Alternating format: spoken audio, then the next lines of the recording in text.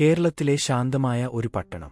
സാധാരണയായി ഒന്നും സംഭവിക്കാത്ത ഈ സ്ഥലത്ത് അന്ന് രാത്രിയിൽ സംഭവിച്ചത് വർഷങ്ങളോളം ആളുകളുടെ മനസ്സിൽ ഭയമായി തുടർന്നു. ആ പട്ടണത്തിന്റെ അതിരിലുള്ള പഴയ ഇരുനില വീട്ടിലാണ് അനൂപ് മേനോൻ താമസിച്ചിരുന്നത്.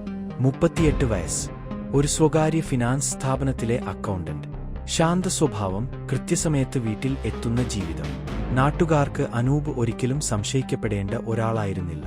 പക്ഷേ ആ വീട്ടിന്റെ അകത്ത് അടച്ചിട്ട വാതിലുകൾക്കുള്ളിൽ മറ്റൊരു ജീവിതം പതുക്കെ രൂപം കൊണ്ടുകൊണ്ടിരുന്നു.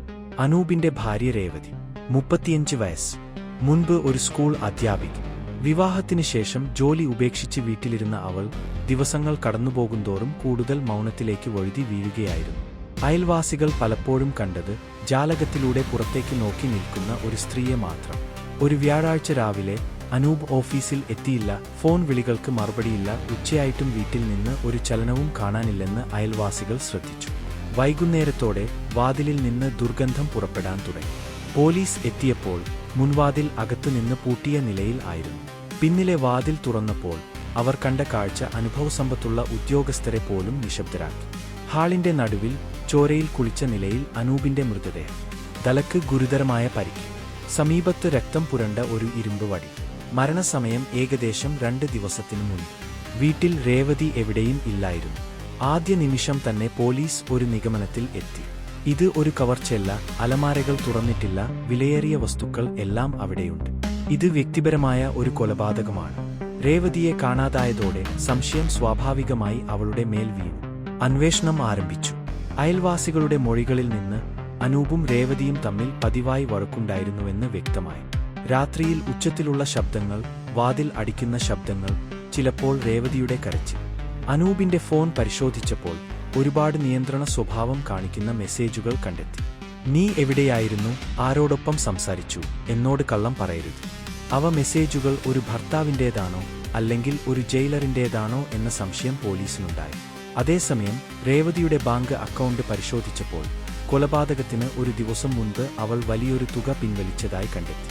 എല്ലാം ചേർത്തു നോക്കുമ്പോൾ കേസ് ലളിതമാണെന്ന് തോന്നി. ഭാര്യ ഭർത്താവിനെ കൊന്ന് പണം എടുത്ത് ഓടി. പക്ഷേ അന്വേഷണ ഉദ്യോഗസ്ഥനായ ഡിവൈഎസ്പി ശങ്കർക്ക് എന്തോ പൊരുത്തപ്പെടാത്തതായി തോന്നി. മരണസമയം കണക്കാക്കിയപ്പോൾ അനൂപ് മരിച്ചത് രാത്രി 11നും 12നും ഇടയിൽ. അതേസമയത്ത് സമീപത്തെ ഒരു മെഡിക്കൽ സ്റ്റോറിന്റെ അയറയിൽ രേവതിയെ വ്യക്തമായി കാണാം. മുഖത്ത് ഭയം, കൈകൾ വിറയ്ക്കുന്നു. അവൾ ഫോണിൽ ആരോടോ സംസാരിക്കുന്നു. അവൾക്ക് കൊല നടത്താൻ ആ സമയത്ത് വീട്ടിൽ ഉണ്ടായിരുന്നില്ല.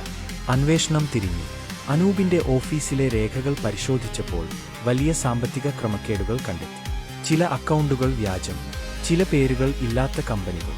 അനൂപ് ഒരാളുടെ പണം തട്ടിയെടുത്തിരുന്നു. അയാളെ പലരും ഭീഷണിപ്പെടുത്തിയിരുന്നു എന്ന തെളിവുകൾ ലഭിച്ചു. അവസാനം ഒരു പേര് ഉയർന്നു വന്നു. വിനോദ്, അനൂപിന്റെ പഴയ സുഹൃത്ത്. ഒരു കാലത്ത് പങ്കാളി, ഇപ്പോൾ ശത്രു. വിശദമായ ചോദ്യം ചെയ്യലിന് ശേഷം വിനോദ് തകർന്നു. അനൂപ് തന്നെ വഞ്ചിച്ചെന്നും തന്റെ ജീവിതം നശിപ്പിച്ചതെന്നും അന്ന് രാത്രി സംസാരിക്കാൻ വീട്ടിൽ പോയതാണെന്നും വഴക്ക് കയ്യാങ്കളിയായി മാറിയെന്നും ആ നിമിഷത്തിൽ ഉണ്ടായ ക്രോധത്തിൽ വടി എടുത്ത് അടിച്ചതാണെന്നും അവൻ സമ്മതിച്ചു. രേവതി ആ സമയത്ത് വീട്ടിലുണ്ടായിരുന്നില്ല. ഭർത്താവിന്റെ നിയന്ത്രണങ്ങളിൽ നിന്ന് രക്ഷപ്പെടാൻ അവൾ അന്ന് രാത്രി ആദ്യമായി പുറത്തേക്ക് ഇറങ്ങിയതായിരുന്നു. പക്ഷേ സമൂഹം ആദ്യം കുറ്റക്കാരിയായി കണ്ടത് അവളെയായിരുന്നു. ഈ കേസ് നമ്മെ ഓർമ്മിപ്പിക്കുന്നത് ഒരേയൊരു കാര്യമാണ്. ഒരു വീട്ടിന്റെ അടച്ചിട്ട വാതിലുകൾക്കുള്ളിൽ നടക്കുന്നത് പുറത്തുള്ളവർക്ക് ഒരിക്കലും പൂർണ്ണമായി കാണാനാവില്ല. കുറ്റകൃത്യങ്ങൾ എല്ലായ്പ്പോഴും പ്രതീക്ഷിക്കുന്ന മുഖങ്ങളിൽ നിന്നു മാത്രമല്ല വരുന്നത്. സത്യം കണ്ടെത്താൻ സമയം എടുക്കും. പക്ഷേ ഒരു സംശയം ഒരാളുടെ ജീവിതം മുഴുവൻ നശിപ്പിക്കാൻ ഒരു നിമിഷം മതി.